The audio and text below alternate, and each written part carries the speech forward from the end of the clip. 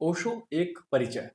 दोस्तों, प्रसिद्ध विश्व विख्यात दार्शनिक ओशो को 20वीं सदी के 1000 निर्माताओं में से एक माना गया है और सबसे महत्वपूर्ण जो बात है कि न्यूज़पेपर संडे मिडडे ने उन्हें भारत के 10 मोस्ट पावरफुल लोगों की लिस्ट में जगह दी थी।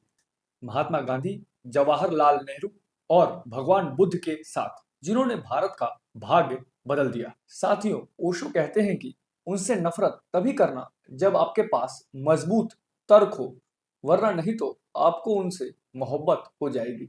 उनकी ये बात कहीं ना कहीं सच भी साबित होती है, क्योंकि ट्रुथ के सर्च से लेकर सोसाइटी, पॉलिटिक्स के हर सेंसिटिव सब्जेक्ट्स पर उनके जो थॉट्स हैं और तर्क हैं, वो उन्हें एक अलग ही कोटि की पहचान देते हैं। खासकर ओशो का मेडिटेशन स्टाइल, जो कि बॉडी, सोल के टेंशन और स्ट्रेस को रिलीज करने का एक यूनिक स्टाइल है। ओशो के उपदेश नए मनुष्य के जन्म के लिए हैं, जिसे उन्होंने जोरबा दी बुद्धा कहा है। मतलब जिसके पैर जमीन पर हो लेकिन वो सितारों को छू सके।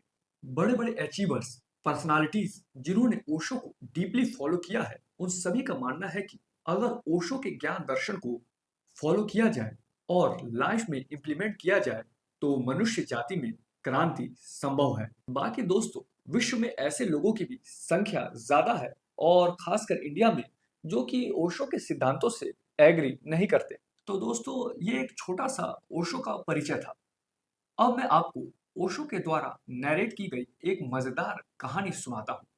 तो आगे बढ़ने से पहले आप सभी से रिक्वेस्ट है कि वीडियो अगर पूरी देखने के बाद पसंद आए तो वीडियो को लाइक करें, शेयर करें, चैनल को सब्सक्राइब करें और कमेंट बॉक्स में अपना फीडबैक जरूर दें। तो चलिए शुरू करते हैं।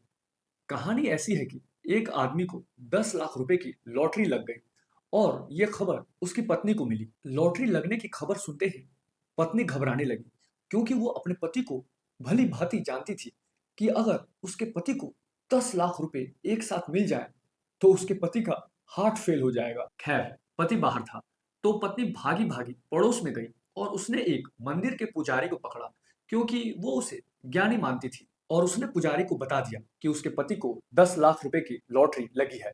उसने पुजारी से प्रार्थना की कि भैया मेरी सहायता करो, पति के घर आने से पहले कुछ तरकीब निकालो। पुजारी ने कहा, घबरा मत, हम ढंग से समझा देंगे, मात्रा मात्रा में, यानी थोड़े थोड़े में काम करना पड़ेगा। आने दे तेरे पति को, मैं देखता हूँ। पति घर आया तो पुजारी भी घर आकर बैठ गया और उसने सोचा कि 10 लाख तो काफी ज्यादा हो जाएंगे, तो 1 लाख से शुरू करता हूँ, धीरे धीरे चोट करता हूँ। तो पुजारी ने उस औरत के पति से कहा, सुन, तेरी 1 लाख की लॉटरी लगी है। इतना सुनते ही उस आदमी का दिमाग बौर आ गया और उसने कहा कि सच, अगर 1 लाख की लॉटरी मेरी लगी है तो मैं अभी तुम्हें 50,000 देता हूँ। इतना सुनते ही पुजारी का हार्ट फेल कर गया, क्योंकि पुजारी ने कभी ये सोचा ही नहीं था कि उसे दान में 50,000 रुपए मिल सकते हैं। तो कहानी का मतलब ये है कि सुख भी मार डालता है, बाकी दुख तो मारता ही है। अभी के लिए इतना ही। थैंक्स।